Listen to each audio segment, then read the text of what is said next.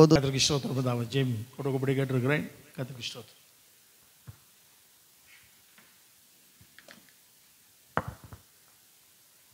இயேசு கிறிஸ்துவின் இணையற்ற நாமத்தினால் வந்த ஒவ்வொருவரையும் வாழ்த்துகிறேன்.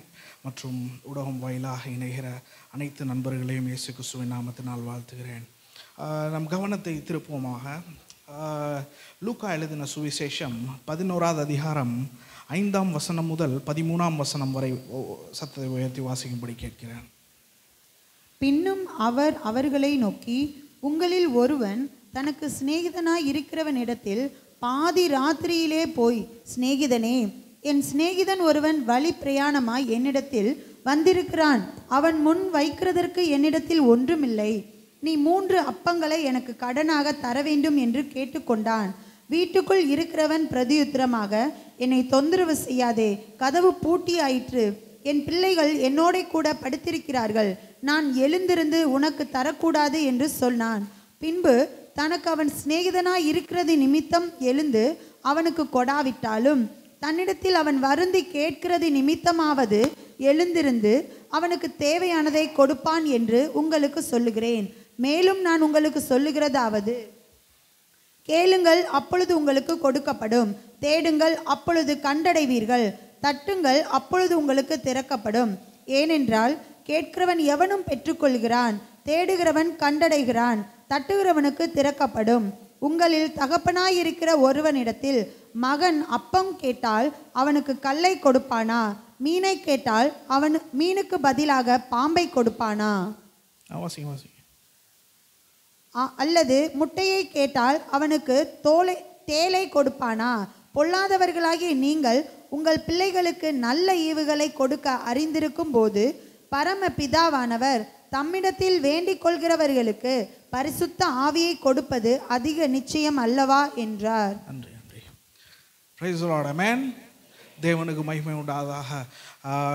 கிறிஸ்தவ வாழ்க்கை ஜெபத்தை தான் அடித்தளமாக வைக்கப்பட்டிருக்கிறது. ஆமென். அநேக பழைய ஏற்பாட்டு காலத்தில் பார்ப்போம், ஜெபம்தான் மிக முக்கியமான ஒரு காரியமாக காணப்படுகிறது.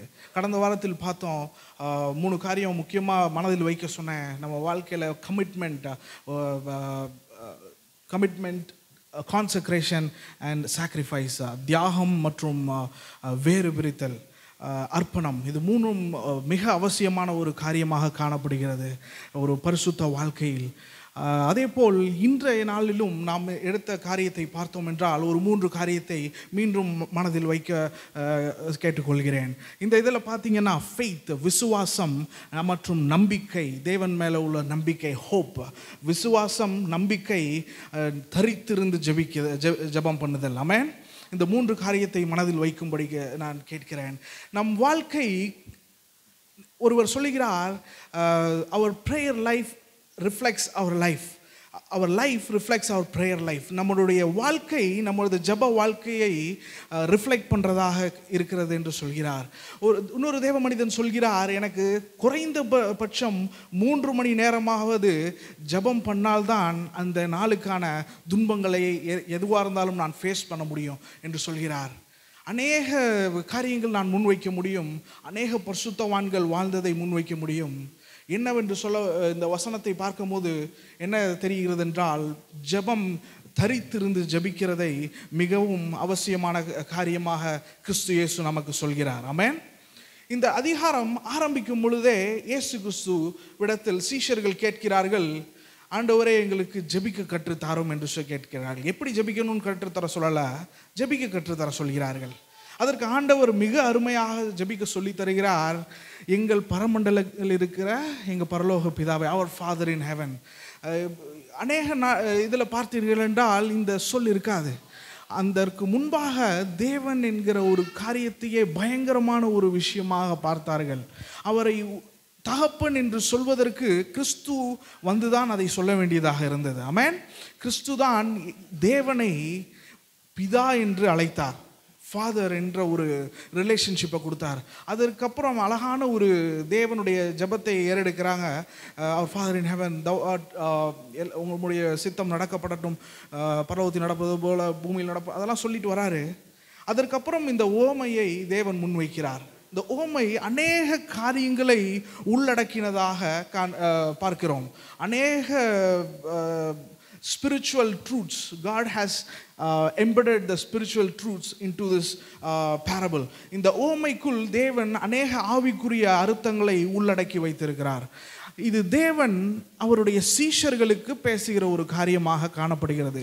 லூக்கா என்கிற ஒரு நபர் எழுதின நபர் யார் என்று பார்த்தீர்கள் என்றால் ஒரு மருத்துவராக இருந்தவராக காணப்படுகிறார்.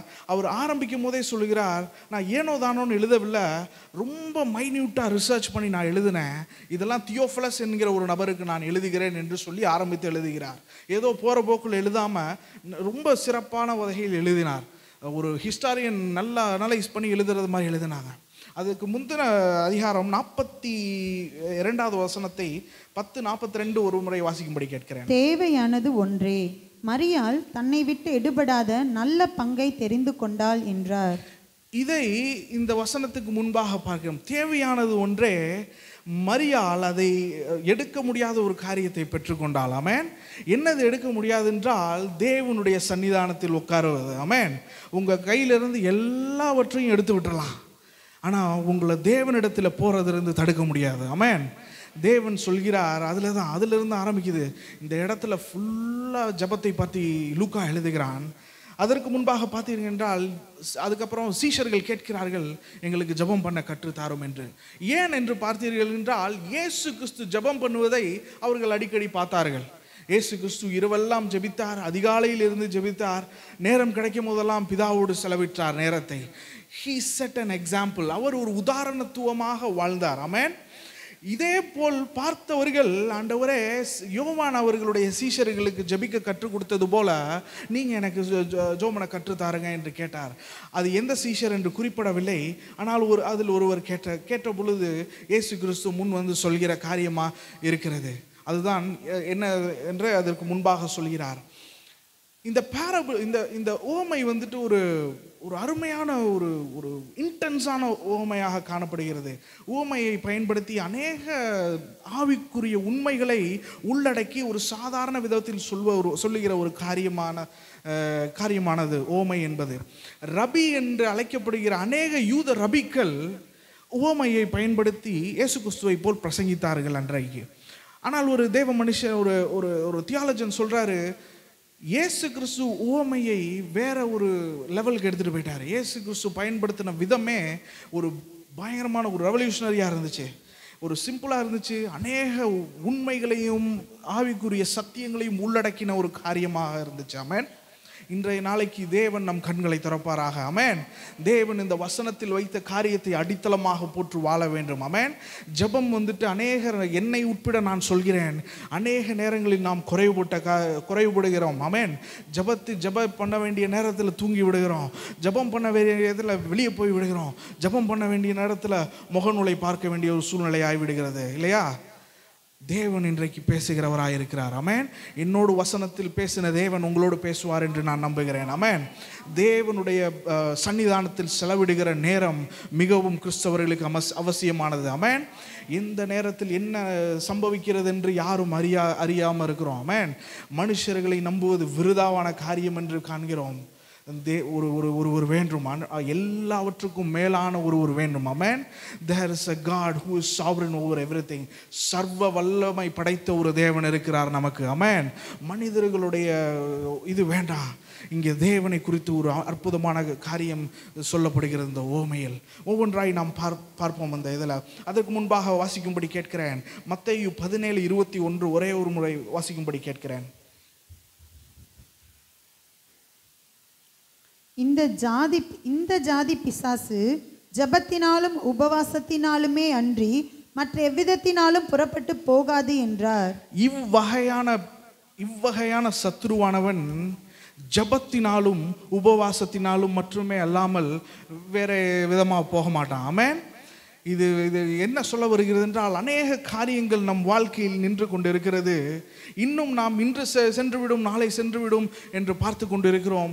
இயற்கையாக நாம் என்ன முடியுமோ செய்து கொண்டு இருக்கிறோம், அது போகவில்லை. ஏனென்றால் இவ்வகையான காரியங்களுக்கு நிலைத்து நின்று உபவாசித்து ஜெபிக்க வேண்டிய ஜெபம் தேவைப்படுகிறது. ஆமென். நிலைத்து தேவனுடைய பிரசன்னத்தில் இருக்க வேண்டிய ஒரு சூழ்நிலை தேவைப்படுகிறது. அநேக சூழல்கள் நம்மளை சூழ்ந்து இருக்கலாம். இப்போ இல்லை என்றால் எதிர்காலத்தில் இருக்கலாம். அநேகர் அதை கடந்து வந்திருக்கலாம். இந்த சத்திய வேதம் கண்களை திறக்கட்டும் நமக்கு. ஆமென். முதலாவது சொல்லப்படுகிறார், which of you have a friend. அதை உங்களுக்கு அதை ஃபர்ஸ்ட் லைன் மட்டும் வாசிக்கும்படி கேட்கிறேன் அந்த ஓமையில். பின்னும் அவர் அவர்களை நோக்கி, உங்களில் ஒருவன் தன் சிநேகிதனாய் இருக்கிறவனிடத்தில் பாதி ராத்திரியிலே போய். உங்களிடத்தில் தன் சிநேகிதனாய் இருக்கிற இடத்தில், which of you have a friend. Amen. which of you have a friend. இதில் அந்த உவமையில் ரொம்ப சிம்பிளாக சொல்லிட்டார் ஆண்டவர். ஒரு நபர் வருகிறார், ஒரு நபர் வந்துட்டு ஒருத்தர் கதவை தட்டுகிறார் ராத்திரியில். என்னன்னு பார்த்தா திறக்க மாட்டேங்கிறாங்க. திரும்ப சொல்கிறான், என்னை தேடி ஒருத்தர் வந்திருக்காரு, ஒரு தேவையோடு வந்திருக்காரு, என்கிட்ட அப்பங்கள் இல்லை என்று சொல்கிறாரு. சொன்ன உடனே அவர் சொல்கிறார், நாங்கள் எல்லாம் தூங்கிட்டு இருக்காங்க, நீங்கள் கிளம்பி போங்க, பிள்ளைலாம் தூங்கிட்டு இருக்காங்க, இந்த நேரத்தில் தட்டக்கூடாதுன்னு சொல்கிறாரு. இருந்தாலும் தட்டிகிட்டே இருக்கிறாங்க. அதை சொன்னோடனே சொல்கிறாரு, அவன் வந்துட்டு நண்பன்ன்றதுக்காக எழுந்திருக்கலனாலும் திரும்ப திரும்ப தொந்தரவு பண்ணானே எந்திரிச்சு கொடுத்துருவார் என்று சொல்கிறார்.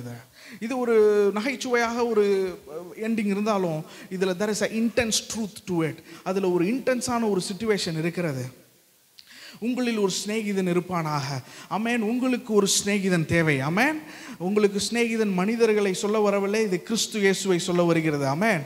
உங்களுக்கு ஒரு சிநேகிதன் தேவை. அநேகர் இந்த செய்தி தாளை வாசித்தால் பார்க்கிறோம், அநேகர் மதுபானத்துக்கு எதிராக போராட்டம் செய்து கொண்டிருக்கிறார்கள். அதெல்லாம் நல்ல காரியம்தான். ஆனால் அதுக்கெல்லாம் நிறைவேற போறதில்லை. ஆமென். ஏனென்றால் அநேகர் மதுபானத்துக்கு அடிமையாக இருக்கிறார்கள். அவர்கள் நினைக்கிறது இந்த பிரச்சனைக்கு எனக்கு சிநேகிதன் இந்த மதுபானம் தான் என்று நினைக்கிறார்கள். அநேக இளைஞர்கள் ட்ரக்ஸுக்கு அடிக்கல இன்ஜெக்ட் பண்ணிக்கிட்டு இருக்கிறாங்க. ஏனென்றால் அவர்கள் நினைக்கிறது எனக்கு சிநேகிதனாக இருக்கிறது இதுதான் என்று நினைத்து கொண்டிருக்கிறார்கள். சிம்சோனோட வாழ்க்கையை கடந்த நாட்களில் பார்த்தோம். சிம்சோன் நினைத்தான் தெளிலால் தான் அவனுடைய சிநேகிதன் என்று நினைத்தான். அநேகர் நினைத்து கொண்டிருக்கலாம், என்னுடைய சிநேகிதன் இந்த உலகத்தில் உள்ளவன் ஒன்று நினைத்து கொண்டிருக்கலாம், இந்த உலகத்தின் உள்ள காரியம் என்று நினைத்து கொண்டிருக்கலாம். ஒருவர் சொன்னார், நான் வந்துட்டு இதையெல்லாம் செய்கிறேன் எதற்குனா எனக்கு இதுதான் சமாதானம் தருது, அதுதான் என்னுடைய சிநேகிதன் என்று அதை என்னை அழிக்கிறது எனக்கு தெரிகிறது. ஆனால் I have no other way. This is my friend. உங்களில் ஒரு சிநேகிதன் உங்களுக்கு தேவை. ஆமென். இந்த இதில் இந்த உலகத்தில் உள்ளவர்கள் அநேக காரியங்களை முன்வைத்து ஓடிக்கொண்டிருக்கிறார்கள். சபையானது என்ன செய்து கொண்டிருக்கிறது என்கிற கேள்வியை நம் முன்னால் வைப்போம். ஆமென். சபையில் உள்ளவர்களுக்கு சிநேகிதர் யார் என்று கேள்வி கேட்க வேண்டிய இடம். You need a friend. உங்களுக்கு ஒரு சிநேகிதன் தேவை. ஆமென். அதில் சொல்லப்படுகிறது, அவன் எந்த நேரத்தில் வர்றான் சொல்லுங்க? பாதி ராத்திரியில் வருகிறான். காலையில் வரல, சூரியன் அஸ்தமித்து இருள் சூழ்ந்த நேரத்தில் வருகிறான். ஆமென். அந்த நேரத்தில் மிடில் ஈஸ்டர்ன் அந்த ஹிஸ்டாரிக்கலாக நீங்கள் பார்த்தீங்கன்னால் இஸ்ரவேல் ஜனங்கள் இரவில் பயணம் பண்ண மாட்டார்கள். நம்ம இடத்தில் இருக்கிறது மாதிரி ஹைபீம் போட்டு ஒரு 4 சக்கர வாகனத்தில் போவதில்லை. அவர்கள் குதிரை வண்டியை பயன்படுத்துவார்கள். அதையெல்லாம் விட்டு சாதாரணமாக இருக்கிறவர்கள் நடைபயணம் தான் செல்வார்கள். ராத்திரியில் பயணம் பண்ணுகிறவர்கள் மிக குறைவானவர்களாக இருப்பார்கள். திடீரென்று காரியங்கள் நடக்கிறவர்கள் தான் ராத்திரி பயணம் பண்ணுவார்கள். திடீரென்று நடக்கிற காரியம் எடுத்த உடனே சொல்கிறார், உங்களில் ஒரு சிநேகிதர் இருப்பான், ராத்திரியில் ஒருவர் வருகிறார் அவர்களிடத்தில். திடீரென்று நடக்கிற காரியம்.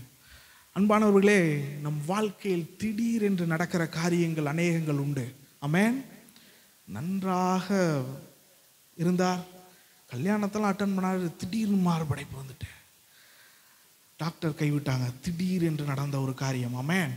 சூரியன் அஸ்தமித்து இருள் சூழ்ந்த ஒரு நேரம். ஆமென். இந்த காரியங்களில் தேவனுடைய பிள்ளைகளும் ஒரு நாள் போவார்கள். இது சூரியனை ஆண்டவர் நல்லோர் மேலும் தீயோர் மேலும் உதிக்க செய்கிறார். ஆமென். இந்த பாவமான உலகத்தில் நம் தேவனுக்காக வாழ்கிறோமா என்கிறது தான் கேள்வி. அநேக காரியங்கள் நமக்கும் நேரிடும். ஆமென். நல்லா தான் இருந்தார், நல்லா நியூ இயர் எல்லாம் நல்லா போச்சு, திடீர்னு இப்படி ஆகிடுச்சு. இந்த இடத்துல திடீர்னு ஒருவரை நோக்கி வருகிற ஒரு காரியம், சூரியன் அஸ்தமித்து இருள் சூழ்ந்த நேரத்தில் ஒரு காரியம் நடக்கிறது. இங்கே 3 நபர்கள் இருக்கிறார்கள். 2வது நபர் தட்டி சொல்கிறார், என்னை நோக்கி ஒருத்தர் வந்தாரு, அவருக்கு கொடுக்கறதுக்கு எனக்கு கையில் ஒன்றும் இல்லை. ஆமென். எனக்கு கையில் ஒன்றும் இல்லை. there is nothing that I have that I can give to him. அவருக்கு கொடுக்கிறதற்கு எனக்கு கையில் ஒன்றும் இல்லை. சூரியன் அஸ்தமித்து இருள் சூழ்ந்த நேரம். ஆமென். சூரியன் அஸ்தமித்த நேரம், இருள் சூழ்ந்து கொண்டிருக்கிறது. நடுராத்திரியில் ஒருவர் தேவையோடு வருகிறார்.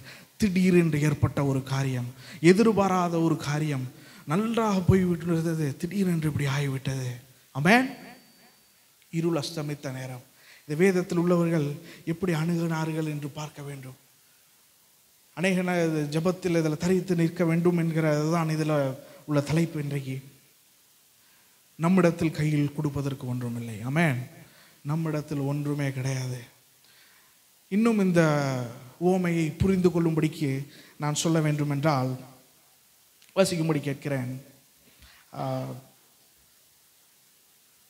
மத்தேயு எழுதின சுவிசேஷம் 17:14-20 வரைக்கும் வாசிக்கும்படி கேட்கிறேன்.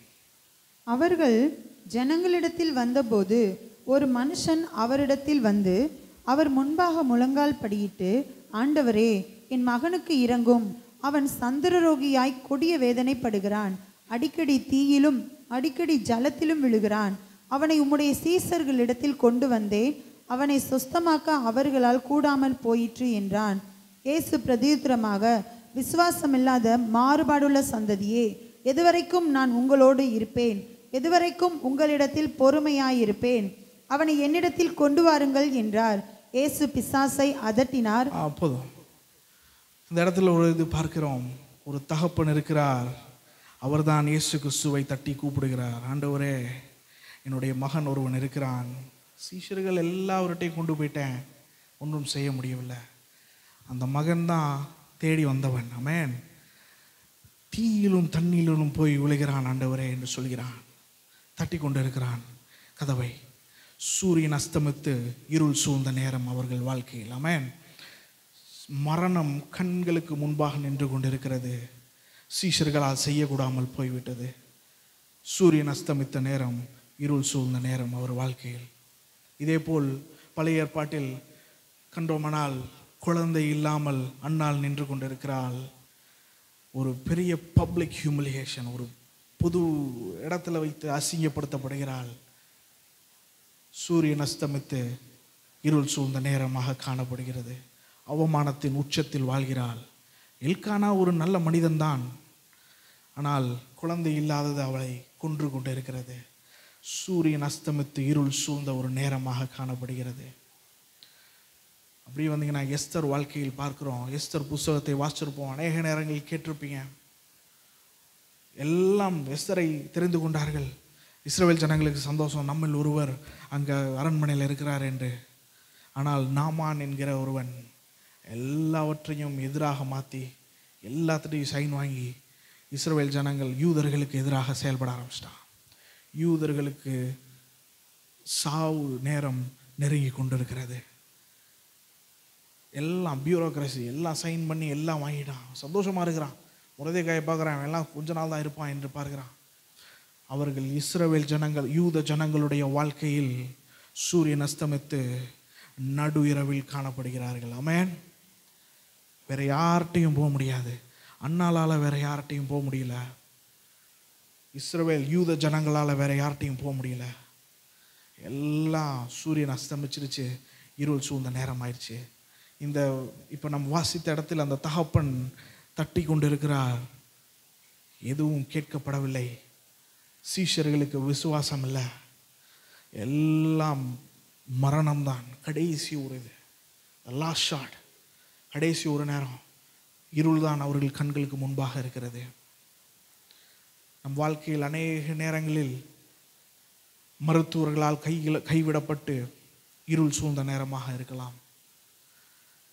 ஒரு கடன் வாங்கி எல்லாவற்றையும் இழந்து இருள் சூழப்பட்ட நேரமாக இருக்கலாம். சொல்லலாம், அவர்கள் ஒரு நாளில் இந்த ஒரு குளத்தில் தண்ணி நிறையாக இருந்தது, அதை சுற்றி மரங்கள் இருந்தது. ஒரு நாட்களில் அப்படி இருந்தது, இப்போ வறண்ட நிலமாய் மாறிவிட்டது. வறண்ட நிலமான ஒரு சூழ்நிலை இருக்கலாம். Amen. It's a journey. It's a horrifying journey. இது ரொம்ப திகிலடைய பண்ணுகிற ஒரு காரியமாக காணப்படுகிறது. இருள் சூழ்கிற நேரத்தில் யாரிடத்தில் நாம் போகிறோம் என்கிறது முக்கியம். ஆமென். நமக்கு உதவி செய்கிறவர்களிடத்தில் தான் நாம் போக முடியும். ஆமென். அதில் சொல்கிறான், I have nothing to set before you. இன்னொரு இதை சொல்ல விரும்புகிறேன். சபையானது இந்த நாட்களில் அநேக உலக காரியங்களில் ஈடுபட்டு கொண்டு இருக்கிறது இல்லையா? நான் இப்படி தவறாக எடுத்துக்கொள்ள வேண்டாம். நாங்கள் தான் கரெக்டாக சொல்கிறோம், வேற எல்லாம் தப்பாக சொல்கிறோம், அப்படி சொல்லவில்லை. அநேக சபைகள் சரியானதை போதித்து கொண்டு இருக்கிறார்கள். வேறு சில சபைகள் உலகத்தின் காரியத்தை சொல்லிக் கொண்டிருக்கிறார்கள். இயேசு கிறிஸ்துவை பற்றி பிரசங்கிப்பதில்லை, வேதத்தின் சத்தியத்தை பற்றி பிரசங்கிப்பதில்லை. ஆனால் மோட்டிவேஷன் ஸ்பீச், முடியும் ஓடுங்க எந்திரிச்சு அப்படிங்கிற ஏதாவது சொல்கிறது, ஒரு மோட்டிவேஷன் ஸ்பீச்சு, சைக்காலஜிக்கலாக ஏதாவது செய்ய வேண்டியது. ஆமென். இது எல்லாம் சபை செய்ய ஆரம்பித்து விட்டால் நம்மிடத்தில் ஒன்றும் இல்லை என்பதை நாம் நினைத்து கொள்ள வேண்டும். ஆமென். உணர்ச்சிகளை கிளர்ச்சியாக்கி அனுப்பிவிட்டால் ஒரு சில நேரத்தில் அது செயல்படும், அது அவர்களோடு இருக்காது. உணர்ச்சிகள் போனவங்க எல்லாம் போயிடும். ஏதோ உணர்வுபூர்வமாக பேசி அனுப்பிவிட்டாங்க, நாங்கள் இப்படி இருந்தோம், அதுக்கப்புறம் திரும்பியும் அவன் தேடி போகிற நண்பர்கள் வேறு இடமாக காணப்படும். சபையில் நான் சொல்ல வருகிற காரியம் என்றால், சபையில் ஒன்றும் இல்லை. ஆமென். சபை கொடுப்பதற்கு ஒன்றும் இல்லை. சபையாய் முழங்காலில் நின்று தேவனிடத்தில் கேட்டு வாங்கி தான் கொடுத்து கொண்டிருக்கிறோம். ஆமென். வேத வசனத்திலிருந்து தான் கொடுத்து கொண்டிருக்கிறோம். இது இந்த இடத்தில் அற்புதம் நடக்க வேண்டும் என்றால் உள்ள மனிதர் எந்திரிக்க வேண்டும். அவர் சொல்கிறார், நான் உறங்கியாச்சு, யாரும் இப்போ எனக்கு தொந்தரவு பண்ண வேண்டாம், என் பிள்ளையெல்லாம் தூங்குறாங்க. அந்நாட்களில் என்னவென்று பார்த்தீர்கள் என்றால், ஒரு நார்மலான ஒரு சின்ன ஒரு ரொம்ப கஷ்டத்தில் இருந்தாங்க மக்கள்லாம். ஒரு சாதாரண வீட்டில் எப்படி இருப்பாங்க என்று பார்த்தீர்கள் என்றால், ஒரு வீடு இருக்கும், அந்த வீட்டில் வந்துட்டு ஒரு சில ஆடுகள் வைத்திருக்கவங்க, ஆடு எல்லாம் அது ஒரே வீட்டில் தான் இருப்பாங்க. ஆடு கோழி எல்லாத்தையும் வைத்து விட்டு இவங்களும் ஒரு இடத்துல தங்கிடுவாங்க. ஒரு வீடை பாதுகாப்பாகவும் இருக்கும், கொஞ்சம் இதாகவும் இருக்கும் என்பதற்கு. ஆகையால் அந்த உள்ள நண்பர் சொல்கிறார், எல்லாவற்றையும் நான் தொந்தரவு பண்ணி எந்திரிக்க முடியாது, நீ கிளம்பு அப்படின்ட்டார். ஆனால் அந்த நபர் விடவில்லை. இந்த இருள் சூழ்ந்த நேரத்தில் இயேசு கிறிஸ்து என்ன செய்ய வேண்டும் என்று சொல்கிறார். ஆமென். இரவில் ஒரு நண்பர் வருகிறார், கதவை தட்டுகிறார். இது இருள் சூழ்ந்த நேரம். What you should do? தேடி ஓட வேண்டிய அநேக தற்கொலை காரியங்களை எல்லாம் பார்க்கிறோம். ஏனென்றால் அவர்கள் நினைக்கிறார்கள், திஸ் இஸ் தி எண்ட், இதுதான் முடிவு, இதற்கு மேல் என்னால் செல்ல முடியாது என்று நினைக்கிறார்கள். அநேக செய்திகளை கேட்கிறோம், ரொம்ப மோசமான நிலையில் போகிறார்கள். ஏனென்றால் they think this is the end. ஆமென். தேவன் வேற ஒன்று சொல்கிறார். ஆமென். மீண்டும் இதில் சொல்கிறாரு. அந்த வசனத்தை வாசிக்கும்படி கேட்கிறேன்.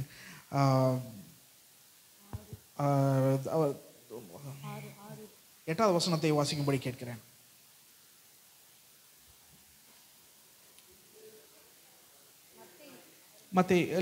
லூக்கா 11:8 வாசிக்கும்படி கேட்கிறேன்.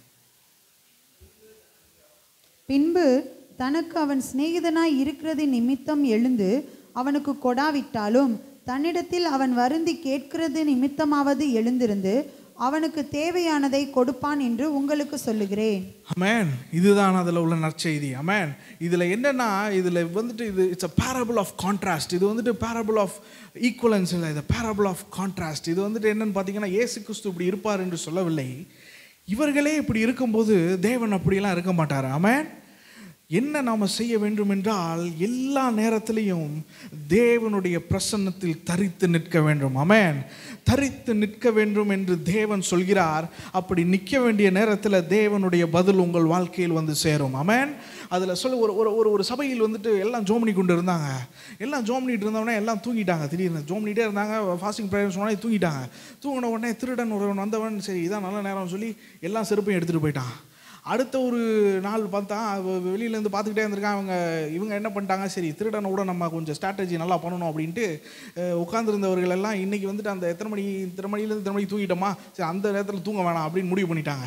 அந்த நேரத்தில் முழிச்சிருந்து பார்த்துட்டே இருந்தாங்க அவன் வருவான்னு சொல்லிட்டு. அவன் ஓரமாக நின்று பார்த்துட்டே இருந்தவன் அவங்க அந்த டைம் தாண்டோன்னு, சரி இந்த டைம் தாண்டிடுச்சு, இன்னும் 10 நிமிஷம் இருக்குது, கொஞ்சம் தூங்கிக்குவோம் அப்படின்னு தூங்கின நேரத்தில் திரும்ப எல்லாரும் செருப்பை எடுத்து போட்டு ஒரு இது எழுதி போட்டு போயிட்டான்.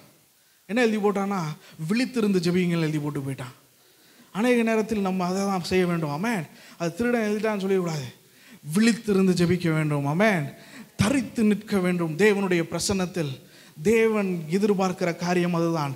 தேவனோடு நேரம் செலவிடுவது ரொம்ப அவசியமான காரியம். ஆமென். ஜெப வாழ்க்கை இல்லை என்றால் கிறிஸ்தவ வாழ்க்கையே எல்லாம் போய்விட்டது. வேதம் வாசிப்பு இருக்க வேண்டும், ஜெப வாழ்க்கை இருக்க வேண்டும். காலையில் எந்திரிச்சோம், ஸ்கூலுக்கு போனோம், வீட்டுக்கு வந்தோம், தூங்கினோம். இல்லை, அநேக நேரத்தில் நம்மளே மதமாக மாற்றி விடுகிறோம் இல்லையா. நான் காணிக்க போட்டுட்டேன், காலையில் 2 நிமிஷம் ஜோம் பண்ணிட்டேன், 2 வசனம் வாசிச்சிட்டேன், போய் தூங்க போகிறேன். இல்லை, அது மதமாய் மாறிவிடுகிறது, அது ஒரு கோட்பாடாக மாறிவிடுகிறது. ஆமென். நீங்கள் உங்களை ரட்சித்த தேவனை அனுதினமும் ஆர்வத்துடன் நாட வேண்டும். ஆமென். அவரை ஆர்வத்துடன், ஆண்டவரே நீர் இன்று என்னோடு பேசுவீர் என்று நான் நம்புகிறேன் ஆண்டவரே என்று அவர் சன்னிதானத்தில் இருக்க வேண்டும். ஆமென். ஆண்டவரே என்னுடைய பிரச்சனை இதுதான், என் வாழ்க்கையில் இது மாறாத ஒரு காரியமாக இருக்கிறது, இதை நீர் எனக்கு மாற்றும் என்று சொல்ல வேண்டும். ஆமென். ஆண்டவரே நான் உலகத்தை நம்பவில்லை, இந்த காரியம் எங்களை தாண்டின ஒரு காரியமாக இருக்கிறது, எங்களுக்கு பலன் தாரும் என்று சொல்ல வேண்டும். அநேக நேரங்களில் தேவன் ஜெபத்தை கேட்கிறவராகவும் இருக்கிறார், அநேக நேரங்களில் அவர் சித்தத்தை மாத்திரமே செய்கிறவராகவும் இருக்கிறார். ஆமென். செய்கிறவராகவும் இருக்கிறார். என்னவென்று பார்த்தீர்கள் என்றால், நிறைய நேரம் நம்ம ஜோமனும், நிறைய நேரம் சுகம் அளிக்கப்படும், அநேக நேரம் சுகம் அளிக்கப்படாமல் போய்விடும். ஆனால் நமது நம்பிக்கை சுகத்திலோ சுகம் அளிக்காமல் இருப்பதிலோ இல்லை, நாம் இந்த எல்லாம் வல்ல இறைவனை நம்பிக்கொண்டு இருக்கிறோம். ஆமென். மோசஸ் ராஜசேகர் அறிந்திருப்பீர்கள், மிக ஒரு அருமையான ஒரு போதகர் அவர். அநேக நடக்க முடியல, அவருக்கு அநேக உடலில் காயங்கள். அவர் எழுதின பாடல்கள் எல்லாம் அன்னைக்கு ஒரு சொல்லும் போது தான் கேட்டேன், அந்த நடக்க முடியலை என்கிற பாடல் எழுதப்பட்டது அவருக்கு உண்மையாகவே நடக்க முடியல. அவர் ஏதோ ஒரு ஃபிகரேட்டிவ்ல சொல்லலை, அதாவது ஒரு உருவகமாக அதை சொல்லாமல் உண்மையாகவே நடக்க முடியல. ஆண்டவரே என்னால் நடக்க முடியல, என்னை தாங்கி கொள்ளுங்க, என்னை ஏந்தி கொள்ளுங்க. அடிக்கடி பிளட்டு மாற்றப்பட வேண்டியது வருது. அநேக இது அவருடைய உடலில் மாற்றப்பட வலியின் உச்சத்தில் இருந்தார். கடைசி வரைக்கும் அவர் எழுதின பாடல்கள் எல்லாம் இன்னைக்கு அநேகர்களை தொட்டு கொண்டு இருக்கிறது. ஆமென். ஆண்டவர் உங்களை ஒரு காரியத்துக்குள் அனுப்பி வெளியே கொண்டு வந்தார் என்றால் அநேகர்களுக்கு நீங்கள் ஆசீர்வாதமாக இருப்பீர்கள். ஆமென். தேவனுடைய காரியம் உங்களுடைய அந்த இருளிலும் உங்களை வெளிச்சத்தோடு நடத்தும். ஆமென். உங்களிடத்திலிருந்து நீங்கள் வேண்டிக் கொண்டது ஒன்றாக இருக்கலாம், தேவன் அதற்கு எதிரான காரியத்தை செய்திருக்கலாம், ஆனால் அவரே உங்களுக்கு ஆறுதலாக இருப்பார். ஆமென். அநேகர் நம்மளோட இல்லை, இப்போ இந்த சபையிலே நம்மோடு இருந்த அநேகர் இல்லை. ஆனால் என்ன ஒரு நல்ல விஷயம் என்றால், அதற்கெல்லாம் தாங்குவதற்கு தேவனே உங்களை சுமக்கிறவராக இருக்கிறார். ஆமென். இந்த தேவன் தரித்து நிற்க சொல்கிறார். சபையாக தரித்து நின்று அவரோட ஜெபமுவது முக்கியம். தனித்தனியாக உங்களோட தனி ஜெபம் மிக அவசியமாக காணப்படுகிறது. ஆமென். மிக முக்கியம். விழித்திருந்து ஜெபிக்க வேண்டும். நம்ம சோர்வடைகிற நேரம்னா பரவாயில்ல, ஃபாஸ்டிங் இருக்க முடியும் என்றால் ஃபாஸ்டிங் இருக்கணும். நான் அநேகர் வந்துட்டு மருத்துவரோட அட்வைஸோடு தான் பண்ணணும், அது ஒரு பக்கம் இருந்தாலும் நான் சொல்கிறது என்னை போல உள்ளவங்க சொல்கிறேன், ஃபாஸ்டிங் இருக்க முடிஞ்சவங்க ஃபாஸ்டிங் இருக்கணும். தேவன்ட்டு அதுக்கும் பலனை கேட்கணும். ஆமென். நம்ம எவ்வளோ நேரம் ஆண்டவரே செலவிடுறோம், அதையே நினச்சி அது ஒரு பெருமை ஆகிடக்கூடாது நமக்கு. ஃபாஸ்டிங்லாம் இருந்துட்டோம் அப்படின்ற ஒரு இது தலைக்கு எறியக்கூடாது நமக்கு. தேவனிடத்தில் தான் தேவனுடைய ஆவியானவரால் நடத்தப்படுகிறவர்களாக இருக்கணும். ஆமென். தேவன் சொல்கிறார், அவன் தன் நண்பன் என்பதற்காக எழும்பலனாலும் அவன் திரும்ப திரும்ப கேட்கிறானே என்பதற்காகவாது எழும்பி செயல்படுவான் என்று சொல்கிறார். ஆமென். அந்த வார்த்தைக்கு கிரேக்க சொல்லுக்கு என்னவென்றால் கம் வித் போல்ட்னஸ். அதில் இன்னொரு அர்த்தம் என்னன்னா ஷேம்ஃபுல்லி, அதாவது வெக்கமே இல்லாமல் தட்டிக்கிட்டே இருக்கானே அப்படின்னு சொல்கிறது. ஆனால் இன்னொரு 2 தான் எவ்வளோ தைரியமாக தட்டி கொண்டே இருக்கிறானே என்று சொல்ல அர்த்தமும் உண்டு அந்த கிரேக்க சொல்லுக்கு. நாம் தைரியமாக தட்டி கொண்டே இருக்க வேண்டும். ஆமென். நாம் மனுஷர்களுடைய கதவை தட்டவில்லை, தேவனாகிய கர்த்தருடைய கதவை தட்டுகிறோம். ஆமென். அவர் சொல்கிறார், குமாரனையே தந்தார் என்றால் இவைகள் எல்லாவற்றையும் நமக்கு அருளாதிருப்பது எப்படி? ஆமென். நீங்கள் கேட்க வேண்டும் என்று தேவன் விரும்புகிறார். ஆமென். தேவன் சொல்கிறார் persist in prayer. அதே தான் நாம் பார்த்தோம்.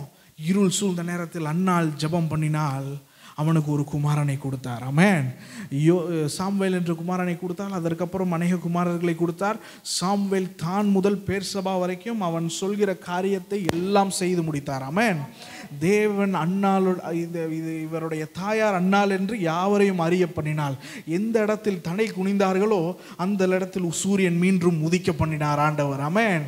அதே போலதான் பார்த்தீர்கள் என்றால் இருள் சூழ்ந்தது, எல்லாரும் முடிந்தது என்று நினைத்தார்கள். நாமானும் அதான் நினைத்தான். காரியம் மாறுதலாய் முடிந்தது. ஆமென். வேதம் சொல்லுகிறது காரியம் மாறுதலாய் முடிந்தது.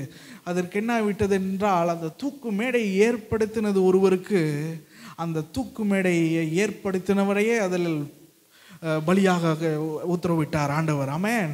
தேவன் அரசாளுகிறார். காலங்கள் அவர் கரத்தில் இருக்கிறது. ஆமென்.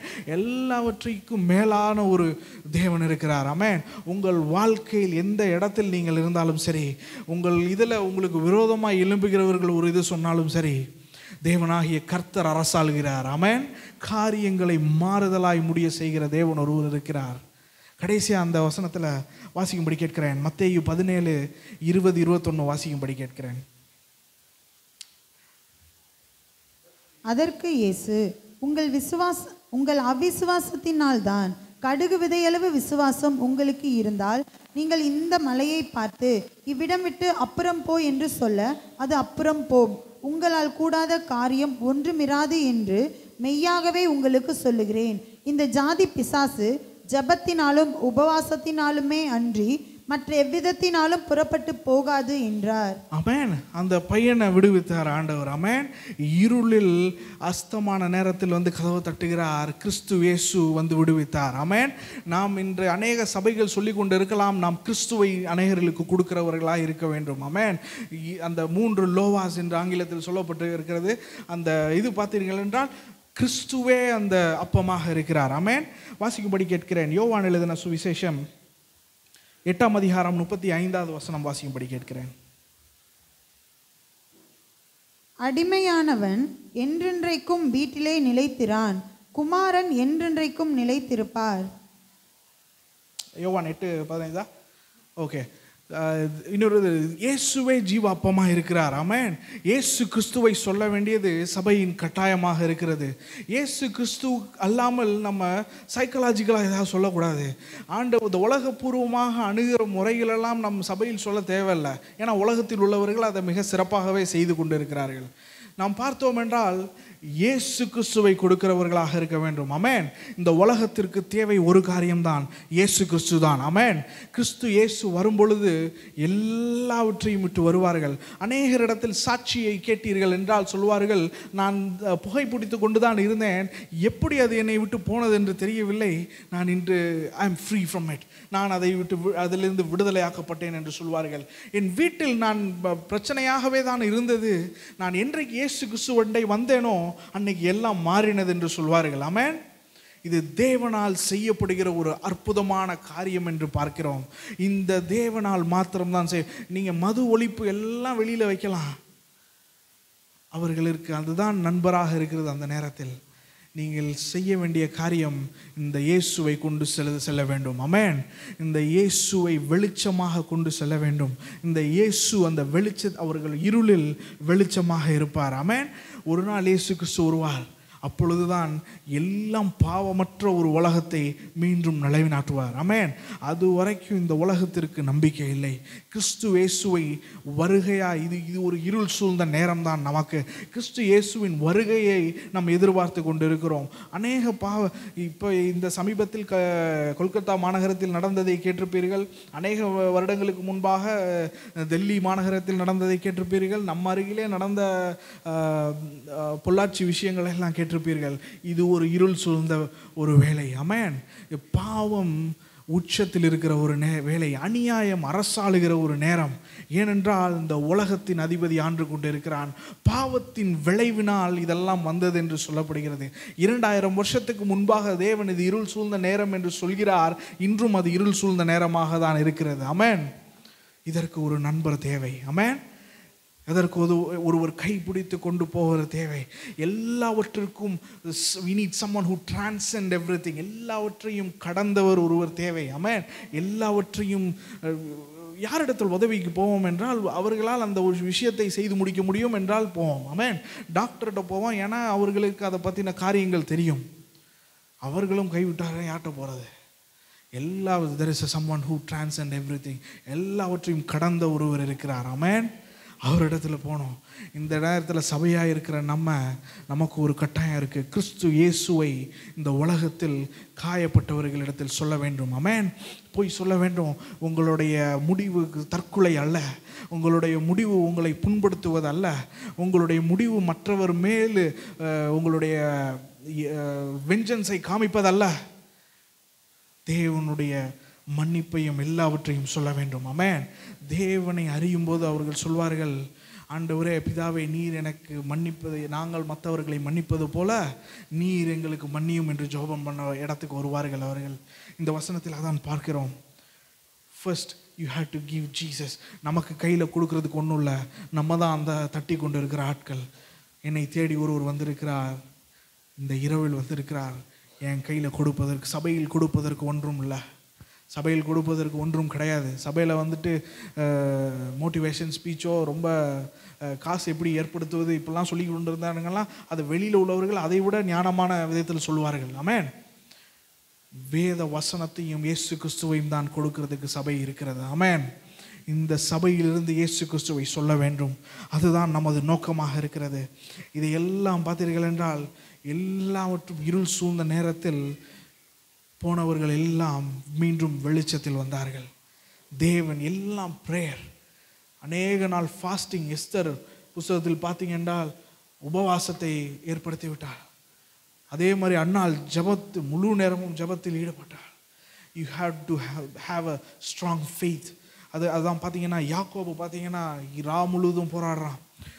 முழுவதும் போராடி அவன் ஆசீர்வாதிக்காமல் உங்களை விட போகிறதில்லைன்னு சொல்லி ஆசீர்வாதத்தை பெற்றுக்கொண்டான். ஆமென். அநேக நேரத்தில் நாமளும் முழுவதும் போராடுகிறவர்களாக இருக்கணும். லூக்கா 18:39 வாசிக்கும்படி கேட்கிறேன். இயேசு நின்று அவனை தம்மிடத்தில் கொண்டு வரும்படி சொன்னார். இது லூக்கா மத்தேயு 15:27-28 வரைக்கும் வாசிக்கிறோம். மத்தேயு 15:27-28. அதற்கு அவள், மெய்தான் ஆண்டவரே, ஆகிலும் நாய்க்குட்டிகள் தங்கள் எஜமான்களின் மேஜையிலிருந்து விழும் துணிக்கைகளை தின்னுமே என்றாள். இயேசு அவளுக்கு பிரதியுத்தரமாக, ஸ்திரியே, உன் விசுவாசம் பெரிது, நீ விரும்புகிறபடி உனக்கு ஆக கடவது என்றார். அந்நேரமே அவள் மகள் ஆரோக்கியமானாள்.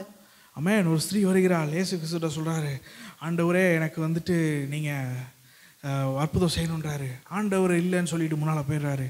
நான் இது வந்துட்டு பிள்ளைங்களுக்கு வச்சிருக்கதை நாய்க்குட்டிக்கு போடுவதில்லைன்ட்டு. ஆனால் அதோடு அவள் விடலை. ஆமென். தேவனை பின் சென்றால், பின் தொடர்ந்தே போனால், ஆண்டவரை நீ சொல்வது சரிதான்.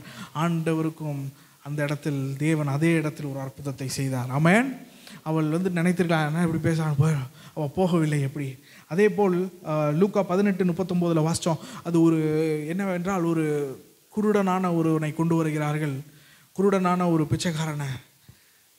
அவன் கத்துறான், இயேசுவே தாவீதின் குமாரனே என்னை இரட்சியும் என்று. அப்பொழுது எல்லாம் அவனை தடை பண்ணுகிறார்கள். அதெல்லாம் நீ சொல்லாத, அவர் போயிட்டார், அவரை தொந்தரவு பண்ணாத அப்படின்ட்டு. ஆனால் அவன் நிறுத்தவில்லை, மேலும் மேலும் கூப்பிட்டு கொண்டே இருந்தான். ஆமென். அவனோட காரியம் நடக்கும் வரை அவன் கூப்பிட்டு கொண்டே இருந்தான். ஆமென்.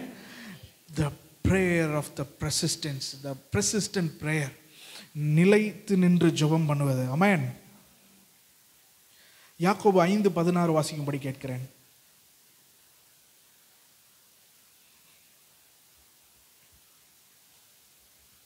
நீங்கள் சொஸ்தம் அடையும்படிக்கு உங்கள் குற்றங்களை ஒருவருக்கு ஒருவர் அறிக்கையிட்டு ஒருவருக்காக ஒருவர் ஜெபம் பண்ணுங்கள்.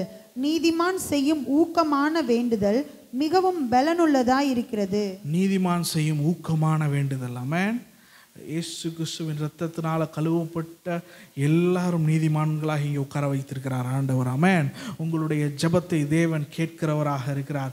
அந்த இடத்தில் உள்ளவர் அநேக நேரத்தில் ஒரு வேண்டாம் வெறுப்பாக செய்யலாம். இயேசு கிறிஸ்து அப்படி செய்கிறவர் அல்ல. ஆமென். அவர் உங்களுடைய ஜெபத்தை கேட்கிறவராக இருக்கிறார். அவ்வளோ நேரம் கேட்க தேவையில்லை, தேவன் உடனே செயல்படுகிறவராக இருக்கிறார். ஆமென். அநேக நேரத்தில் நம் நிலைத்து நிற்பது தான் அவசியமானதாக காணப்படுகிறது. பிலிப்பியர் 4:6-7 வரைக்கும் வாசிக்கும்படி கேட்கிறேன்.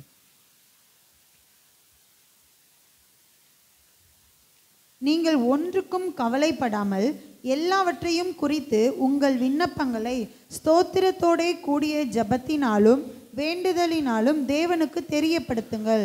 அப்பொழுது எல்லா புத்திக்கும் மேலான தேவ சமாதானம் உங்கள் இருதயங்களையும் உங்கள் சிந்தைகளையும் கிறிஸ்து இயேசுவுக்குள்ளாக காத்துக்கொள்ளும்.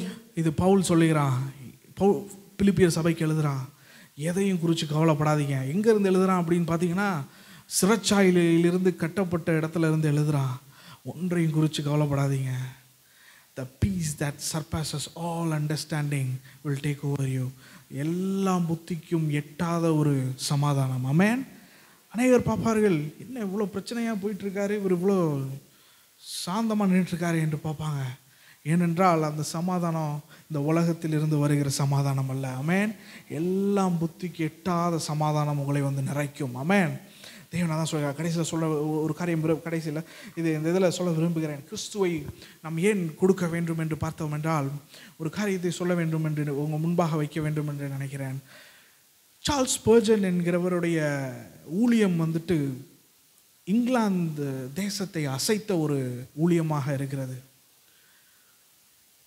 அவர் இளைஞனாக இருக்கும் பொழுது ஒரு மழையான நேரம், குளிர் பனியும் மழையும் மாற்றி மாற்றி அடித்து கொண்டு இருக்கிறது. வாழ்க்கையில் அதிகமாக படித்தவர், அநேக காரியங்களை அறிந்தவர். ஒரு இடத்தில் போய்கொண்டிருக்கிறார். ஒரு சிறிய சபையை ஒன்று பார்க்கிறார். அந்த மழையான நேரத்தில் அந்த சபைக்குள் போகிறாரு. சரி, மலைக்கு கொஞ்சம் ஒதுங்கி நிற்போம் என்று தான் உள்ளே போகிறாரு. உள்ளே போனால் அந்த பாஸ்டர் வந்துட்டு ஒரு 30 பேர் தான் வச்சுருக்காரு. 30 பேர் வச்சுட்டு அவருக்கு தெரிஞ்சதை சொல்லிகிட்டு இருக்கிறாரு. அவர் சொன்னது பார்த்தீங்கன்னா ஒரே ஒரு காரியத்தை தான் மீண்டும் மீண்டும் சொல்லியிருக்காரு. அவர் அதில் சொல்லும்போது சொல்கிறாரு, அவருடைய ஆங்கிலம் வந்துட்டு ரொம்ப உடைந்ததாக இருந்தது. தவறாக நிறையா சொன்னாலும் ஒரு காரியத்தை மீண்டும் மீண்டும் சொல்லி கொண்டிருந்தார் என்று சொல்கிறாரு. என்னன்னா, லுக் அன்டு ஹெம், அவரை நோக்கி பாருங்கள் என்கிற வார்த்தையை அவர் செய்தியில் மீண்டும் மீண்டும் மீண்டும் மீண்டும் சொல்லிக்கொண்டே இருந்திருக்கார்.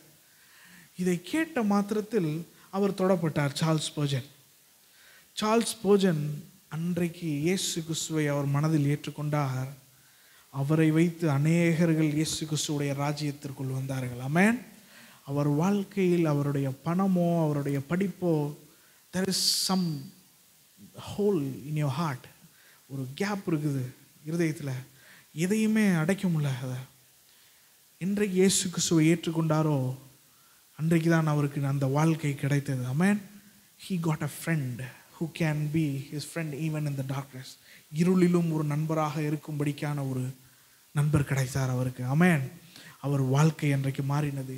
இருள் சூழ்ந்த நேரத்தில் நாம் இந்த சபையாய் சேர்ந்து செய்ய வேண்டிய காரியம், நம் அருகில் உள்ளவர்களுக்கோ கிறிஸ்மஸ்னால் விட்டுறாதீங்க, சும்மா கூப்பிடுங்க, சபைக்கு வர சொல்லுங்க, தவறு இல்லை.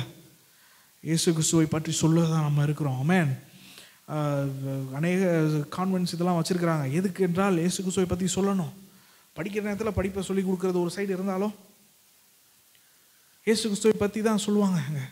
அநேக ப்ரேயர் மீட்டிங் வைப்பாங்க, எல்லாம் அட்டன் பண்ணுறவங்க பண்ணலான்னு சொல்லுவாங்க. அதனால் தொடப்பட்டவர்கள் அநேகர். ஆமென். நாம் வந்துட்டு இயேசு கிறிஸ்துவை ஏற்றுக்கொண்டதினால் அநேக நன்மையான காரியங்களை செய்கிறோம்.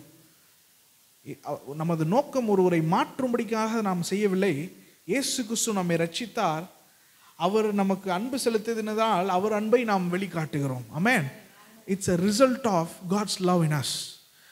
ஆனால் அவர்கள் மாறுவதும் மாறாததும் அவர்களுக்கும் தேவனுக்கும் உள்ள ஒரு காரியம். ஆமென். அது நம்ம பிரச்சனை இல்லை. நம்மளுடைய வேலை, நம்ம கைகளை கழுவி விடலாம். ஆண்டவரே, நீங்கள் என்னை வைத்த இடத்தில் நான் சொல்ல வேண்டிய வேலையை நான் சரியாக செய்து விட்டேன். அவர்களுக்கும் உங்களுக்கும் உள்ள பிரச்சனை அது. அவர் அழைக்கிறவர், அவரால் அழைக்கப்பட்டவர்கள் மட்டும்தான் இங்கே வருவார்கள். ஆமென். அது தேவனுடைய காரியம். தேவன் அழைப்பதும் தேவன் அவர்கள் வாழ்க்கையில் கிரியை செய்வதும் நாம் செய்ய வேண்டிய வேலையை செய்ய வேண்டும். இந்த இருளில் நடந்து கொண்டு இருக்கிறவர்களுக்கு இயேசு கிறிஸ்துவுடைய வெளிச்சத்தை கொண்டு செல்ல வேண்டும். ஆமென். இதோட முடியல. அதான் கேட்குறாரு, நீங்கள் கேட்குற காரியம் வாட் யூ விஷ். நீங்கள் அநேகர் கேட்காம இருந்திருக்கிறீங்க, இன்றைக்கி கேளுங்க, தேவனுடைய மகிமைக்காக அது உங்களுக்காக செய்வார் என்று சொல்கிறார். ஆமென். அதில் தான் சொல்கிறாரு கீப் ஆன் நாக்கிங். அதை தட்டிக்கொண்டே வாசிக்கும்படி கேட்கிறேன். அதுக்கு அடுத்த வசனத்தை, அந்த ஓமைக்கு அடுத்த வசனத்தை வாசிக்கும்படி, கேளுங்கள் கொடுக்க, அதை வாசிக்கும்படி கேட்கிறேன். மேலும் நான் உங்களுக்கு சொல்லுகிறதாவது, கேளுங்கள் அப்பொழுது உங்களுக்கு கொடுக்கப்படும், தேடுங்கள் அப்பொழுது கண்டடைவீர்கள், தட்டுங்கள் அப்பொழுது உங்களுக்கு திறக்கப்படும். ஏனென்றால் கேட்கிறவன் எவனும் பெற்றுக்கொள்கிறான், தேடுகிறவன் கண்டடைகிறான், தட்டுகிறவனுக்கு திறக்கப்படும். ஆமென்.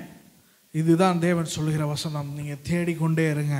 அது வந்துட்டு அந்த கிரேக்க மொழியில் பார்த்தீங்கன்னா it's keep on knocking, keep on asking, keep on seeking. அது வந்துட்டு கண்டினியூஸ் டென்ஸ் என்று சொல்வார்கள். அது வந்துட்டு நடந்து கொண்டே இருக்கிறது. கேட்டுக்கொண்டே இருங்கள், தட்டி கொண்டே இருங்கள், தேடிக்கொண்டே இருங்கள் என்று சொல்லப்படுகிறது. அதுதான் சரியான மொழிபெயர்ப்பாக இருக்க வேண்டும். என்றால் நாம் ஒரு நேரம் கேட்டுவிட்டு அமைதியாக இருக்கக்கூடாது, கேட்டுக்கொண்டே இருக்க வேண்டும். ஆமென். தட்டி கொண்டே இருக்க வேண்டும். ஆண்டவர் மேல் விசுவாசம் உள்ளவர்களாக இருக்க வேண்டும். ஆமென். கதவை துறக்காமல் இருக்கலாம், விசுவாசம் கதவை துறக்க செய்யும். ஆமென். உங்களுடைய விடாமுயற்சியான ஜெபம் கதவை துறக்க செய்யும். உங்களுடைய தேவன் மீது உள்ள நம்பிக்கை அந்த கதவை துறக்க செய்யும். ஆமென். தேவன் உங்களுக்கு கண்களை திறப்பாராக. எனக்கும் உங்களுக்கும் தேவன் வழிகாட்டுவாராக. இந்த கதவு ஆண்டவரை துறக்காமல் இருக்குது, எங்களுக்கு சொல்லுங்கள், நாங்கள் என்ன ஜெபிக்க வேண்டும். ஆண்டவரே, இந்த கதவு அநேக நாட்களாக மூடிக்கொண்டு இருக்கிறது, இது திறக்க வேண்டும். நான் உங்களை நம்புகிறேன் ஆண்டவரே, உங்களால் ஆகாத காரியம் எதுவும் கிடையாது ஆண்டவரே. உம்மை விசுவாசிக்கிறேன் ஆண்டவரே. இந்த ஜெபத்தை நான் நிறுத்தப் போவது கிடையாது. உம்முடைய பதிலுக்காக நான் காத்திருக்கிறேன். ஆமென். சபையில் உள்ளவர் நம்பிக்கையற்றவர்களாக இருக்கக்கூடாது. ஆமென். அதான் பவுல் சொல்கிறான், நம்பிக்கை இல்லாதவர்கள் போல இருக்காதீங்க. மரித்த பின்பும் நம்ம நம்பிக்கை இருக்குது. ஆமென். அது வந்துட்டு உலகத்தார் சொல்லலாம், இது கடவுள் நம்பிக்கை இல்லாதவர்கள் என்ன சொல்வார்கள் என்றால், இந்த பிரபஞ்சத்து இந்த எனர்ஜியோடு சேர்ந்துருது அப்படி என்று சொல்கிறாங்க. வேறு மதத்தில் வெவ்வேறு காரியங்கள் இருக்கிறது. அதெல்லாம் மதத்திலிருந்து வருகிற காரியம். நம் சத்திய வேதம் என்ன சொல்கிறது என்றால், நாம் மறுரூபமாகி விடுவோம். ஆமென். இந்த நமக்கு இது பெஸ்ட் லைஃப் கிடையாது. இந்த வாழ்க்கையில் நல்லா சம்பாதித்து நல்லா தேவனுக்கு மகிமையாக வாழ்வது என்பது ஒரு சைடு. ஆனால் இந்த வாழ்க்கை வந்துட்டு நமக்கு பெஸ்ட் லைஃப் கிடையாது. அடுத்து வரப்போகிறது தான் நல்ல வாழ்க்கையாக இருக்கிறது. ஆமென். நோய் இல்லாத வாழ்க்கை, கடன் பிரச்சனை இல்லாத வாழ்க்கை, நமக்கு எல்லாம் இந்த மாம்சம் மண்ணோடு மண்ணாக போய் விடுகிறது. நம் தேவனோடு நம்மை படைத்த சிருஷ்டிகரோடு போய்விடுவோம். ஆமென். அதுதான் நல்ல வாழ்க்கையாக இருக்குது. நம்பிக்கை இல்லாமல் ஒரு சூழ்நிலையும் கிறிஸ்துவை ஏற்றுக்கொண்டவர்களுக்கு கிடையாது. ஆமென். எல்லா சூழ்நிலையும் நம்பிக்கை இருக்குது. கொஞ்சம் பிரச்சனை வந்தாலும் மனம் தளர்ந்துடக்கூடாது. There should be a hope, that should be a fire of hope that is ignited in you. அதாவது எரிந்து கொண்டே இருக்கிற ஒரு நம்பிக்கை வேண்டும், எரிந்து கொண்டே இருக்கிற ஒரு விசுவாசம் வேண்டும், எரிந்து கொண்டே இருக்கிற ஒரு ஜெபம் வேண்டும். ஆமென். தேவன் மகிமைப்படுவாராக. அதுதான் சொல்லுகிறார், கேட்டுக்கொண்டே இருங்கள். எல்லாம் இது பண்ணி நீங்கள் எல்லா இதுக்கும் மேலான ஒரு சமாதானம் உங்களை ஆட்கொள்ளும்.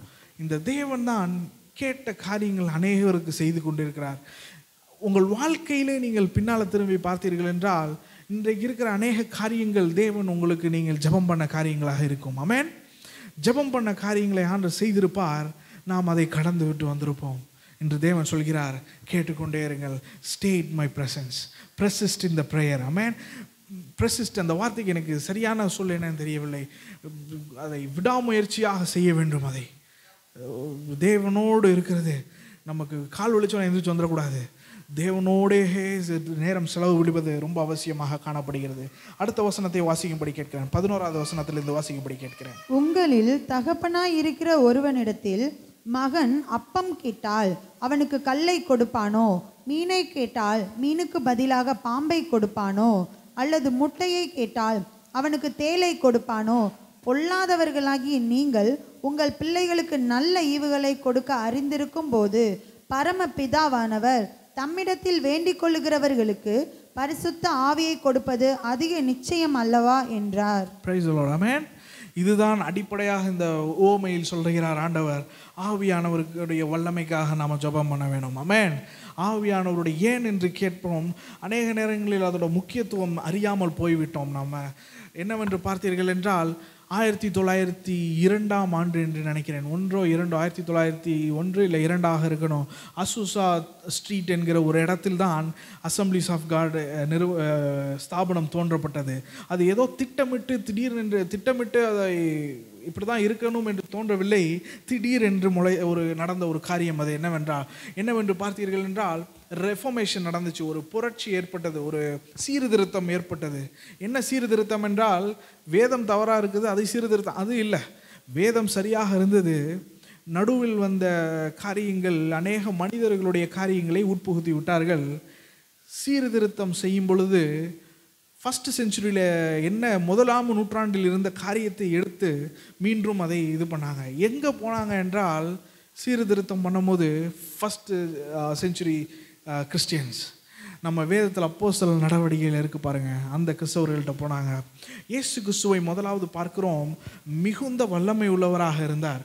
ஏன் என்று கேட்டீர்கள் என்றால் 40 நாள் ஃபாஸ்டிங், அடிக்கடி முழுதும் ஜோம் பண்ணுறாரு. சீஷர்களை தெரிந்து கொள்ள போகிறார், 12 மணி நேரம் இரவெல்லாம் ஜோம் பண்ணுகிறார். போய் உடனே தெரிந்து கொள்ளவில்லை, இதெல்லாம் முன்னறிவிக்க அவருக்கு ஜோம் ஒன்றும் தேவையில்லை. ஆனால் அந்த உலகத்துக்கு வந்தபோது அவர் பிதாவோடு செலவிட்ட நேரம் அநேகம். ஆமென். அதை வைத்து விட்டு சென்றார் சபைக்கு. சபையானது ஜெபித்து கொண்டே இருந்தார்கள். ஆமென். ஜெயிலில் இவனை போட்டவனே ஜெபம் பண்ணாங்க. அவர்கள் ஜெபம் பண்ண நேரம் அதிகம். அநேகர் கூடி ஜெபம் பண்ணினார்கள். பார்த்தீர்கள் என்றால் ஃபஸ்ட் செஞ்சுரி சர்ச்சு செய்த காரியங்கள் பயங்கரமாக இருந்தது. ஆமென். அநேக அற்புதங்கள் தேவன் அவர்களை குறித்து செய்தார். இதை பார்த்து கொண்டு வந்தீங்க, 400 ஆண்டு நல்லா இருந்தது. திடீர்னு அரசாங்கத்துக்கு எடுத்துட்டானுங்க. கிறிஸ்தவத்தை எடுத்து நடத்தும் போது அநேக கிறிஸ்தவத்துக்குள்ள அநேக காரியங்கள் மனிதர்களால் ஏற்படுத்தப்பட்ட காரியங்கள் வந்துவிட்டது. ஒரு மதமாக மாறிவிட்டது. அதை சீர்திருத்தம் செய்யும் போது புரட்சி ஏற்பட்டு 16ஆவது நூற்றாண்டில் மார்ட்டின் லூத்தர் என்கிறவரை கேள்விப்பட்டிருப்பீங்க. சீர்திருத்தம் செய்தார்கள். அவர் இருந்தார், அநேகர் இருந்தார்கள். அதற்கு அநேகர்கள் தியாகமாக மரித்ததும் உண்டு. மார்ட்டின் லூத்தர் எழும்பும் போது அவர்களுக்கு சூழ்ந்து நின்றவர்களும் உண்டு. சீர்திருத்தம் செய்து வெளியே வந்தது தான் ப்ராட்டஸ்டன்ட் இருந்து வந்தாருங்க. வேதத்தை மாத்திரம்தான் அடிப்படையாக. அதில் 5 சோலாஸ் என்று சொல்வார்கள். கிரைஸ்ட் ஒன்லி, இதை மாதிரி Christ alone, word of God alone, faith alone, grace alone, இந்த மாதிரி 5 காரியங்களை சொல்லியிருந்தாங்க. என்னவென்றால் வேதத்தை மாத்திரம் நடுவில் வைத்து செய்கிற காரியம். இது எல்லாம் செய்து நல்லா கொண்டு வந்துட்டு இருந்தாங்க 16ஆவது 17ஆவது நூற்றாண்டில். அது ஸ்லோவாக என்ன ஆயிடுச்சு என்றால் மதமாக மாறிவிட்டது அவர்களே அறியாமல். என்ன என்றால் வெஸ்டர்ன் சர்ச், வெஸ்டர்ன் ஹிஸ்ட்ரி, அவங்களோட வரலாறு வாசிச்சிங்க, வெஸ்டர்ன் வரலாறு வாசிச்சிங்க பார்த்தீங்கன்னா என்லைட்மெண்ட்டுன்னு ஒன்று வந்துச்சு. அந்த சூழலில் என்ன பண்ணாங்கன்னா, எந்த ரீசனிங், அதாவது ஒரு இதை எக்ஸ்பிளைன் பண்ண முடியவில்லை என்றால் அதை நம்பக்கூடாது என்கிற ஒரு இடத்திற்கு வந்து விட்டார்கள். அப்படி வந்த உடனே வேதத்தில் உள்ளவங்களுக்கெல்லாம் ஒரு கலக்கம் என்ன பண்ணிட்டாங்க, பின்வாங்கிட்டாங்க.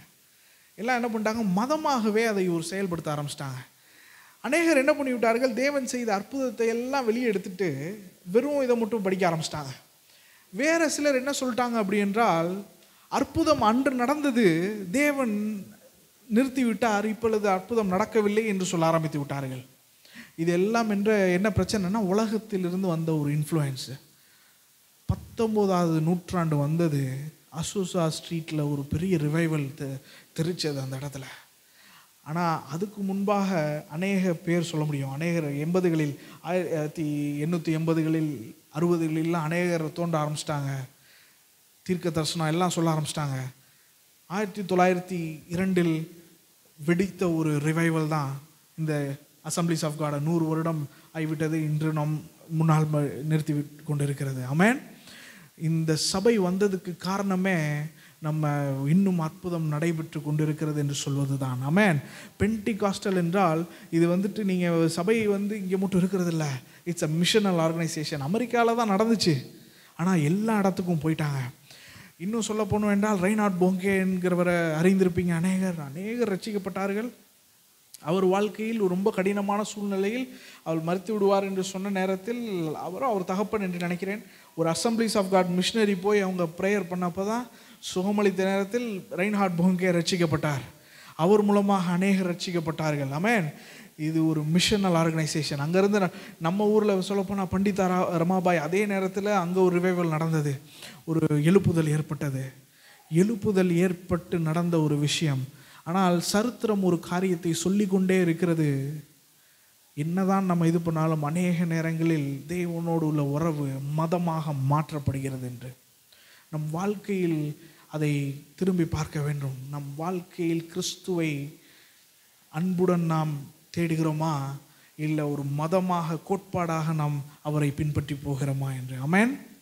இந்த ஒரு நேரத்தில் அதை தேவன் நமக்கு வெளிப்படுத்துவாராக. நம் வாழ்க்கையில் அதெல்லாம் இருந்துச்சுன்னா மாற்றிக்கொள்ள வேண்டும். நாம் ஜபத்தில் தரித்து நிற்க வேண்டும். அசம்பிளிஸ் ஆஃப் காட் ஒரு ப்ரேயிங் டினாமினேஷன். அது வந்து ஜபத்தினால் உருவானது.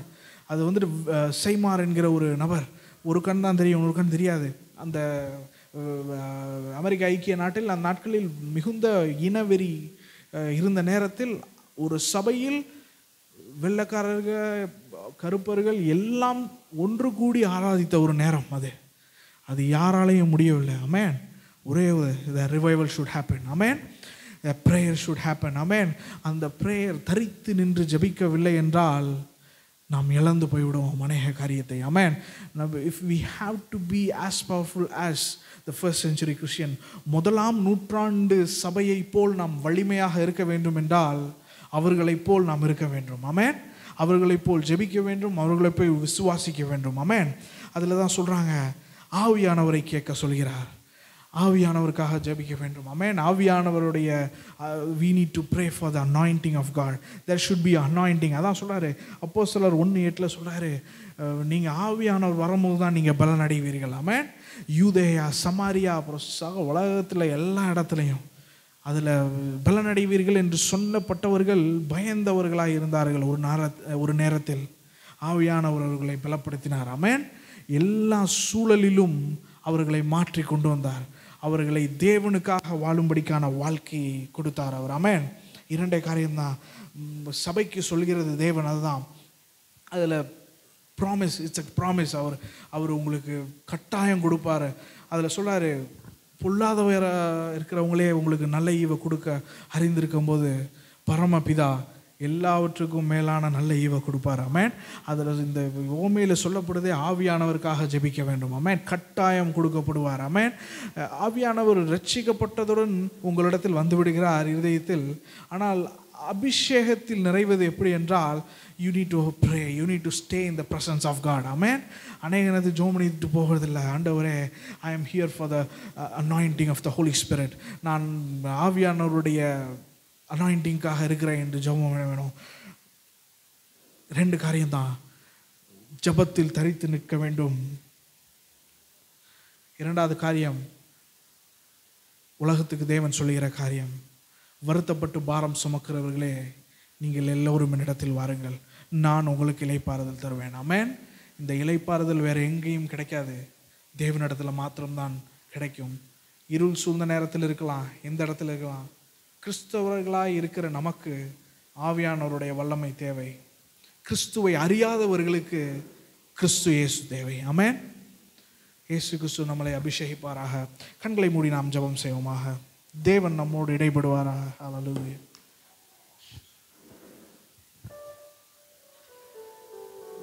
Praise the Lord. நம்மளை எழுந்திருப்போம்.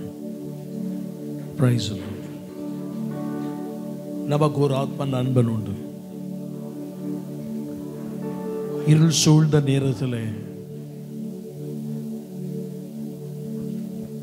நமக்கு எந்த எல்லை போக வேண்டும் என்று தவித்து நிற்கும் போது நமக்கு ஒரு புகலிடம் உண்டு. ஒரு ஆத்ம நண்பன் ஒருவர் இருக்கிறார். கதவை தட்டுவோமாக. தட்ட சொல்லுகிறார், தட்டுவோம். ஒருவேளை தட்டிக்கொண்டே இருப்பது பார்ப்பதற்கு கேள்விக்குறியை போல தெரியலாம். விட்டுவிட வேண்டாம். போராடுவோம், தரித்து நிற்போம். Hallelujah. What a friend we have in Jesus. All our sins and grief to bear. What a privilege to carry everything to God in prayer. Oh, what peaceful wind when far away. What a needless pain we bear. All because we do not carry everything to God in prayer. நமக்கு நல்ல ஒரு ஆத்ம நண்பன் ஒருவர் இருக்கிறார். அந்த பிராணநாதன் நம்முடைய வாழ்க்கையினுடைய எல்லா பலகீனங்கள், எல்லா காரியங்களையும் மாற்றி அமைத்து இருளின் பள்ளத்தாக்கின் அனுபவத்தில் நம்மை விடுவித்து அற்புதம் செய்ய வல்லவர். பாப சஞ்சலத்தை நீக்க பிராண நண்பர் தான் உண்டு. ஹல்லேலூயா. சஞ்சலத்தை நீக்க பிராண நண்பர் தான் உண்டு. பாவ பாரம் தீர்ந்து போக மீட்பர் பாதம் தஞ்சமே. சால துக்க துன்பத்தாலே நெஞ்சம் நொந்து சோரும் துன்பம் இன்பமாக மாறோ. ஊக்கமான ஜெபத்தால், இந்த ஊக்கமான ஜெபத்தாலே தரித்து நின்று போராடி ஜெபிப்பதனாலே அந்த இருளின் பள்ளத்தாக்கின் அனுபவத்திலிருந்து ஒரு மாற்றம் உண்டாகும். எங்குமே இருள் சூழ்ந்திருக்கிறது ஐயா. யாக்கோபு ஒரு நாள் இப்படி போகும்போது இப்படித்தான் இருள் சூழ்ந்து போனது. சூரியன் அஸ்தமனமானது என்று வேதம் சொல்லுகிறது. அவன் ஒரு நாள் தேவனுடைய பாதத்தை பிடித்துக் கொண்டான். என் வாழ்க்கையில் நீர் ஆசீர்வதியும் ஐயா, ஆசீர்வதியும் என்று சொல்லி கதறினான். வேதம் சொல்லுகிறது பொழுது விடுகிறது. இன்னைக்கு ஆண்டவர் பாதத்தை மட்டும் பிடித்துக் கொள்ளுங்கள். ஆத்ம நண்பராம் இயேசு ஒருவர் நமக்கு இருக்கிறார். இந்த உலகத்தில் இருக்கக்கூடிய எந்த நண்பரை விட, இந்த உலகத்தில் இருக்கக்கூடிய எந்த காரியத்தை விட இயேசு நல்ல நண்பர். அவரை உறுதியாய் பற்றிக் கொள்ளுங்கள். தன்னை விட்டு எடுபடாத நல்ல பங்கு அந்த இயேசுதான். பிடித்துக் கொள்ளுங்கள், பாதத்தை பிடித்துக் கொள்ளுங்கள். பொழுது விடியும். அஸ்தமனமான சூரியன் உங்கள் வாழ்க்கையில் உதயமாகும், வெளிச்சம் உண்டாகும், மாற்றங்களை நீங்கள் பார்ப்பீர்கள். ஒரு விசையாண்டு சமுதிரி சொல்லுவோம், ஆண்டவரே இந்த அஸ்தமான நேரம் எல்லாம் எங்கள் வாழ்க்கையில் மாற உடைய சமூகத்தை நோக்கி நாங்கள் வருகிறோம் ஐயா. தன் வீட்டிற்கு ஒருவன் வந்திருக்கிறான், கொடுப்பதற்கு ஒன்றுமில்லை. நாம் நம்முடைய வாழ்க்கையில் எதை செய்வதற்கும் எதை கொடுப்பதற்கும் நம்மிடத்தில் ஒன்றுமில்லை. எல்லாம் இருக்கக்கூடிய ஒருவர் இருக்கிறார். கதவை தட்டுவோம். கேட்கிற எவனும் பெற்றுக்கொள்வான், கேட்கிற எவனும் பெற்றுக்கொள்வான், தட்டுகிற எவனுக்கும் திறக்கப்படும். இன்னைக்கு இந்த காலையில் ஆண்டு சமுதிரம் சொல்லுவோம், ஆண்டவரே நீ திறக்க வேண்டும் ஐயா, நீ திறக்க வேண்டும் ஐயா. எங்களை நீ ஆத்ம நண்பனாய் எப்போதும் இருக்க வேண்டும். ஒரு விஷயம் சொல்லுவோம், நீர் எப்போது எங்கள் ஆத்ம நண்பனாயிரும் ஐயா. எங்கள் வாழ்க்கையில வெளிச்சம், இருள், அந்தகாரம் எது இருந்தாலும் எங்களுக்கு ஆத்ம நண்பன் நீர் ஒருவர் இருக்கிறீர். நம்பிக்கையோடு நாங்கள் முன் வர வேண்டும் ஐயா. என் வாழ்க்கையில் நீர் ஒருவரே ஆத்ம நண்பனாக இருக்க வேண்டும். எத்தனை பேர் சொல்ல விரும்புகிறீங்க? என் வாழ்க்கையில் இயேசு மட்டுமே ஆத்ம நண்பராக இருக்க வேண்டும். அவர் கதவை நாங்கள் தட்ட வேண்டும். நான் அவர் திறக்க வேண்டும். அந்த சமுதிரம் சொல்லுவோம், ஆண்டவரே நீர் ஒருவரே என் ஆத்ம நண்பராயிரும் ஐயா. நீர் ஒருவரே என் ஆத்ம நண்பராயிரும். ஒருவேளை உங்கள் வாழ்க்கையில் ஆத்ம நண்பரை கெஞ்சி கேட்டு கொடுக்க யாரிடத்தில் போய் முறையிடுவோம் என்று தெரியாவிட்டால் இன்றைக்கு ஆண்டவர் இயேசு ஒருவர் இருக்கிறார் என்பதை அறிந்து கொள்வோம். அவர் நல்ல நண்பர், நல்ல நண்பர். இந்த உலகத்தில் எல்லாரையும் பார்க்கணும் அற்புதமான தெய்வன். அல்லேலூயா. பரிசுத்த நல்ல பிதாவே உமக்கு ஸ்தோத்திரம். ஆண்டவரே தன்னிடத்தில் வந்து கேட்ட ஒருவனுக்கு நண்பனாயிருக்கிற ஒருவன் இடையூறுகள் எத்தனை இருந்த போதும் கொடுப்பதற்கு சித்தம் உள்ளவனாக இருந்தது போல தம்மை நோக்கி இரவும் பகலும் கூப்பிடுகிற நிமித்தம் நீர் பதில் செய்யாமல் இருப்பீரோ? வேண்டுதலோடும் விண்ணப்பத்தோடும் உடைய சமூகத்தில் முறையிடும் போது எங்கள் ஆண்டவர் ஜீவாப்பமாக இருக்கிற நீ நிறைவை கட்டளையிடுவீர் ஐயா. நாங்கள் போராடி ஜெபிக்க, தரித்திருந்து ஜெபிக்க, பரிசுத்த ஆவியானவருடைய பிரசன்னத்தோடு ஆண்டவரே நாங்கள் அமர்ந்திருக்க எங்கள் ஆண்டவர் கிருபை செய்வீராக. வசனம் கேட்ட பிள்ளைகள் ஒவ்வொரு கத்தர் ஆசீர்வதிக்க ஜெபிக்கிறோம். வசனம் கொடுத்த மகனை ஆசீர்வதிக்க ஜெபிக்கிறோம். நீர் மகிமைப்படும் இயேசு கிறிஸ்துவின் மூலம் ஜெபிக்கிறோம் நல்ல பிதாவே, ஆமென். ஆத்துமாவே கர்த்தரை ஸ்தோத்திரி, ஆத்துமாவே கர்த்தரை ஸ்தோத்திரி. ஆமென். நம்முடைய கர்த்தராய் இருக்கிற இயேசு கிறிஸ்துவின் கிருபையும் பிதாவாகிய தேவனுடைய அன்பும் பரிசுத்த ஆவியானவருடைய அந்யோன்ய ஐக்கியம் கிருபை சமாதானம் சந்தோஷம் நாம் அனைவரோடும் இன்றும் என்றும் சதா காலம் இருப்பதாக. ஆமென். ஹல்லேலூயா, ஹல்லேலூயா, ஹல்லேலூயா.